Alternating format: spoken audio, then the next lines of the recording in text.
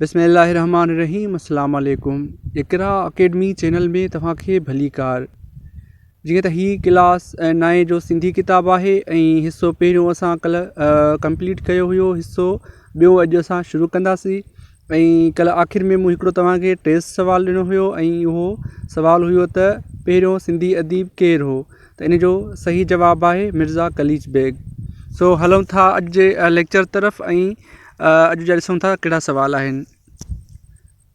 सवाल आहे, लंडन मां मोटी अचण खां पोइ अल्लामा साहिब कराचीअ जी मस्जिद में कहिड़ा फ़राइज़ सरअंजाम ॾिना। ही डॉक्टर अल्लामा आई काज़ी जे बारे में सबक़ु हुयो जेको असां कल्ह इन जा कुझु सवाल कया हुया ऐं कुझु रहाया आहिनि ऐं अॼु उतां ई शुरू कयूं था।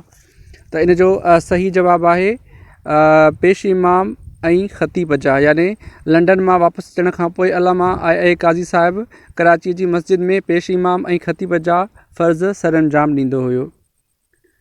अॻियो सवाल आहे, अल्लामा साहिब कहिड़े सन में अंजुमन तबलीग इस्लाम क़ाइमु कई। इन जो सही जवाबु आहे 1935 ईस्वीअ में। 1935 ईस्वीअ में अल्लामा आई काज़ी साहिब अंजुमन तबलीग इस्लाम क़ाइमु कई। अॻियो सवाल आहे, अल्लामा साहिब कहिड़ो किताब तरतीब ॾिनो आहे। इन जो सही जवाबु आहे शाह जो रिसालो। शाह जो रिसालो अल्लामा आई काज़ी साहिब तरतीब ॾिनो आहे। अॻियो सवाल आहे, अल्लामा आई काज़ी साहिब आख़िरी ॾींहंनि में लाखेणी लतीफ़ जो कहिड़ो सुर वधीक पढ़ंदो हुयो। सही ऑप्शन आहे सुर सुहिणी, यानी सुर सुहिणीअ खे आख़िरी ॾींहंनि में अल्लामा साहिब घणो पढ़ंदो हुयो। अॻियो सवाल आहे, अल्लामा साहिब जो वॾे में वॾो ज़िंदा कारनामो कहिड़ो आहे। इन जो सही ऑप्शन आहे सिंध यूनिवर्सिटी जो क़याम, यानी सिंध यूनिवर्सिटी जो क़याम कंहिं रखियो, अल्लामा आई काज़ी साहिब। अॻियो सवाल आहे, अल्लामा साहिब खे कहिड़े सन में घुराए सिंध यूनिवर्सिटीअ जो वाइस चांसलर बणायो वियो। इन जो सही ऑप्शन आहे 1951। 1951 में अल्लामा आई काज़ी साहिब खे सिंध यूनिवर्सिटीअ जो वाइस चांसलर बणायो वियो। अॻियो सवाल आहे, अल्लामा साहिब जॾहिं वाइस चांसलर थियो तॾहिं संदसि उमिरि हुई, केतिरी उमिरि हुई। 65 साल। जॾहिं अल्लामा साहिब यूनिवर्सिटी ऑफ सिंध जो वाइस चांसलर मुक़ररु थियो त उन टाइम अल्लामा आई काज़ी साहिब जी उमिरि 65 साल हुई। सवाल आहे, अल्लामा आई काज़ी साहिब जी आख़िरी आरामगाह किथे आहे। जवाबु आहे सिंध यूनिवर्सिटी कॉलोनी में। सिंध यूनिवर्सिटी कॉलोनी में अल्लामा आई काज़ी साहिब जी आख़िरी आरामगाह आहे। अॻियो सवाल आहे, गंजी टकर जो शेर मज़मून कंहिंजो लिखियलु आहे। जवाबु आहे सैयद मीरान मोहम्मद शाह। अॻियो सवाल आहे, पहिरीं मुस्लमान सरबराह कॉन्फ्रेंस कहिड़े शहर में मुनक़द थी। ने सही जवाबु आहे रबात, यानी रबात हिकिड़ो मुराकश जो शहर आहे जंहिंमें पहिरीं मुस्लमान सरबराह कॉन्फ्रेंस मुनक़द थी, जंहिंमें 24 मुस्लमान मुल्कनि शिरकत कई। अॻियो सवाल आहे, पहिरीं मुस्लमान सरबराह कहिड़े सन में मुनक़द कई वई। इन जो सही ऑप्शन आहे 1969 ईस्वीअ में। अॻियो सवाल आहे, पहिरीं मुस्लमान मुल्कनि जी सरबराह कॉन्फ्रेंस जो समूरो ख़र्च कंहिं बर्दाश्त कयो, यानी हीअ जेका कॉन्फ्रेंस थी इन जो ख़र्च कंहिं अफोर्ड कयो। इन जो सही जवाबु आहे शाह फैसल। अॻियो सवाल आहे, मुस्लमान मुल्कनि जी सरबराह कॉन्फ्रेंस जो ॿियो इजलास किथे मुनक़द थियो।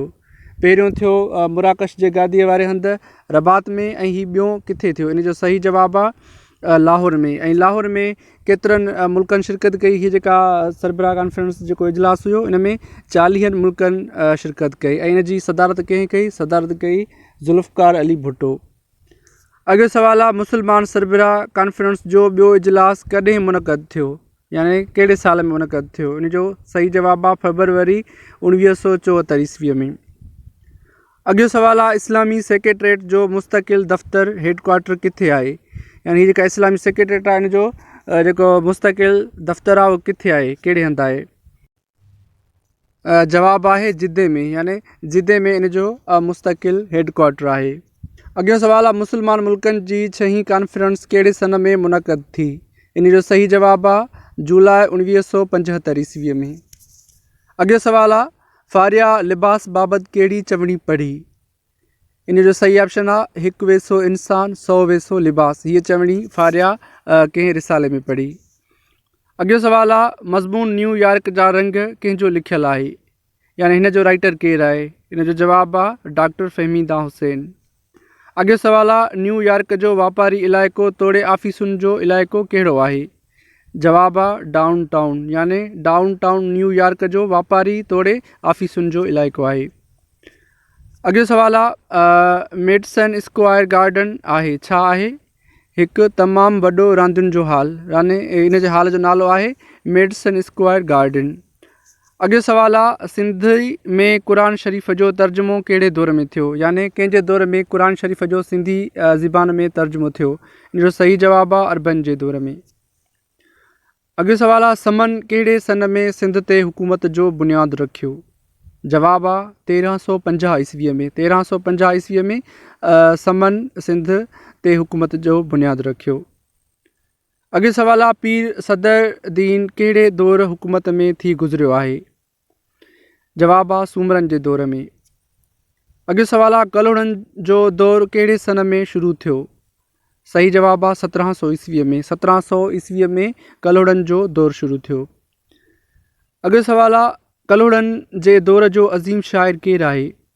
जवाबु शाह अब्दुल लतीफ़ भिटाई रहमतुल्लाह अलैह। शाह अब्दुल लतीफ़ भिटाई रहमतुल्लाह अलैह कलोड़नि जे दौर जो हिकु अज़ीम ऐं वॾे में वॾो शाइर थी गुज़रियो आहे। अॻियो सुवालु आहे मुक़दमसलात किताबु कंहिंजो आहे? इन जो सही जवाबु आहे मखदूम अबू अल हसन। अॻियो सुवालु आहे सचल सरमस कहिड़े दौर जो शाइर आहे?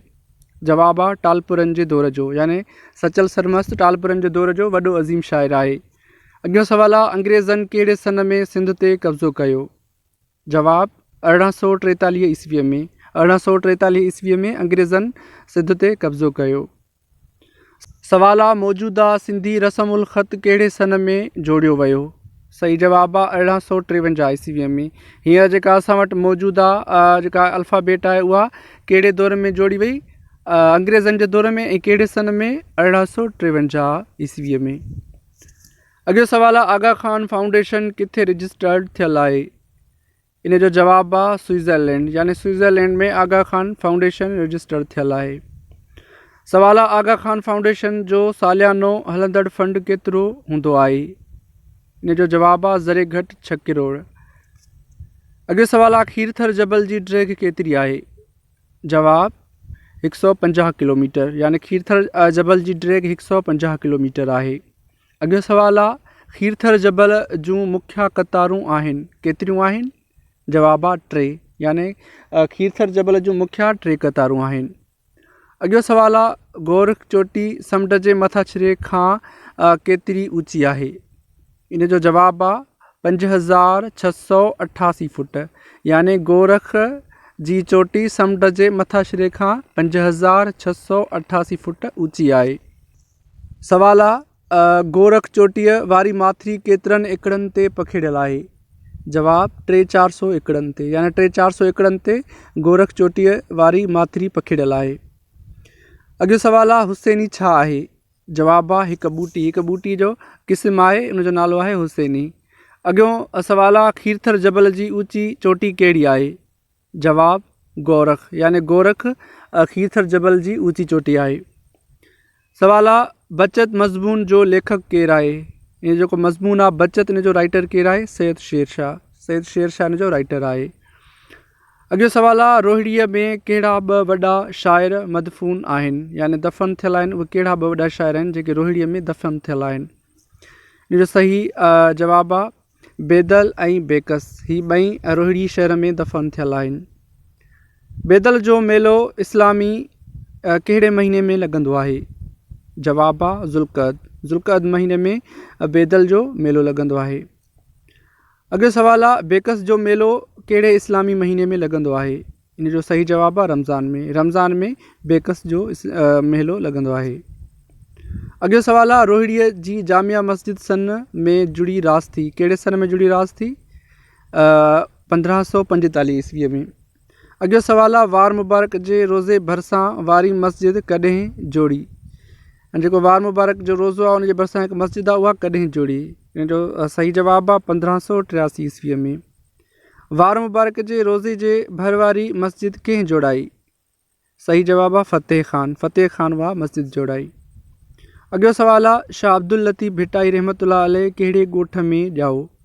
इन जो जवाबु आहे भईपुर ॻोठु हुयो ऐं उहो हाला हवेली में ॼाओ शाह अब्दुल लतीफ़ भिटाई। सवाल आहे शाह लतीफ़ मन में छा रखण जी सलाह ॾिए थो। जवाब मीम, याने मीम मां मुराद आहे हज़रत मोहम्मद सल्लल्लाहु अलैहि वसल्लम। अॻियो सवाल आहे शाह लतीफ़ कहिड़ो सबक़ु ॾिए थो। जवाब अंदरि उजाइण जो। शाह अब्दुल लतीफ़ असांखे अंदरि उजाइण जो सबक़ु ॾिए थो। अॻियो सवाल आहे सचल सरमस्त जो असुलु नालो छा आहे। जवाब अब्दुल वाहब। सचल सरमस्त जो असुलु नालो अब्दुल वाहब आहे। अॻियो सवाल आहे सचल सरमस्त खे नंढे हूंदे छा सॾींदा हुआ। जवाब सची ॾिनो। सची ॾिनो करे उनखे सॾींदा हुआ। अॻियो सवाल आहे सचल सरमस्त सिंधी शाइरीअ में तख़लस आंदो आहे। कहिड़ो तख़लस आंदो आहे। सचल, यानी सचल जेको आहे उहो तख़लस आहे कंहिंजो, सचल सरमस्त जो।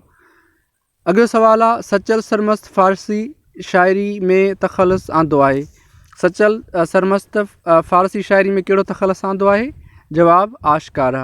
आशकारा इन जो फ़ारसी शाइरीअ जो लक़ब आहे। अॻियो सवाल आहे सचल सरमस्त जी विलायत जो सन कहिड़ो आहे। जवाब आहे 1739 ईस्वी। 1739 ईस्वी सचल सरमस्त जी विलायत जो सन आहे। अॻियो सवाल आहे सचल सरमस्त केतिरी ॼमार में वफ़ात कई। जवाब 90 वरिया, यानी 90 सालनि जी उमिरि में सचल सरमस्त वफ़ात कई। सवाल आहे सचल सरमस्त कहिड़े सन में वफ़ात कई। जवाब 1828 ईस्वीअ में। त ही हुया अॼु जा कुझु सवाल ऐं असां हिते ई अॼु एंड था कयूं। इनशाअल्लाह सुभाणे हितां खां ई शुरू कंदासीं। ऐं वेंदे वेंदे आख़िर में तव्हां लाइ हिकिड़ो टेस्ट सवाल आहे ऐं उहो सवाल आहे त मरसे जी सिन्फ़ जो रवाजु कंहिं विधो। इन जो सही जवाबु तव्हां मूंखे ज़रूरु कमेंट कजो ऐं असां पंहिंजे इख़्तिताम ते पहुतासीं। हलूं था। अल्लाह हाफ़िज़।